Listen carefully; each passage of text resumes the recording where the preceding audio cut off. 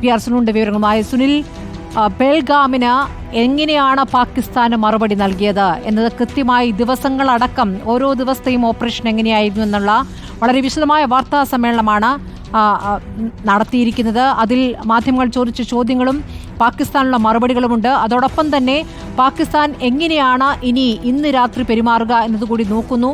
ഇനിയും ഈ തരത്തിൽ ഇതുവരെയുള്ള കരാർ ലംഘനമുണ്ടാവുകയാണെങ്കിൽ, വെടിനിർത്തൽ ലംഘനമുണ്ടാവുകയാണെങ്കിൽ തിരിച്ചടി ഇനിയും ശക്തമായി നൽകും എന്നുള്ള കാര്യം കൂടിയല്ലേ വിശദീകരിക്കപ്പെട്ടിരിക്കുന്നത്?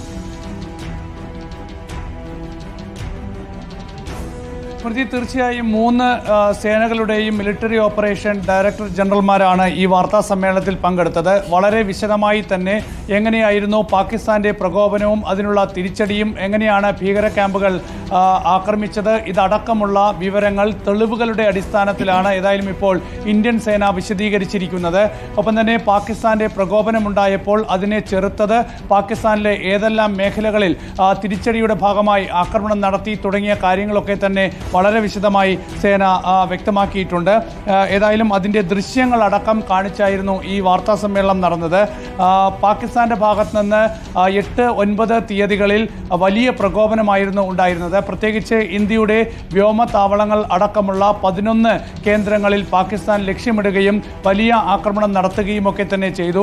മിസൈലുകൾ അടക്കം ഉപയോഗിച്ചുള്ള വലിയ വ്യോമാക്രമണമാണ് പാകിസ്ഥാൻ ലക്ഷ്യമിട്ടത്. പക്ഷേ ഒരു മിസൈൽ പോലും ലക്ഷ്യസ്ഥാനത്ത് പതിക്കാത്ത വിധത്തിൽ ശക്തമായ തിരിച്ചടി ഇന്ത്യൻ സേന നൽകി എന്നാണ് ഇപ്പോൾ സേനാ മേധാവിമാർ ഇപ്പോൾ വ്യക്തമാക്കിയത്.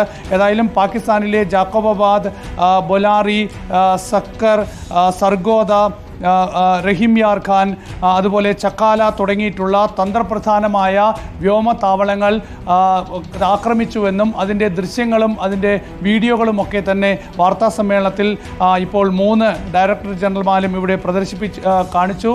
ഏതായാലും 100 ഭീകരരെയെങ്കിലും ഈ ഒരു ആക്രമണത്തിൽ പാകിസ്ഥാനിൽ കൊലപ്പെടുത്താനായി എന്നുകൂടി ഇപ്പോൾ സൈനിക ഡയറക്ടർ ജനറൽമാർ വ്യക്തമാക്കുകയാണ്.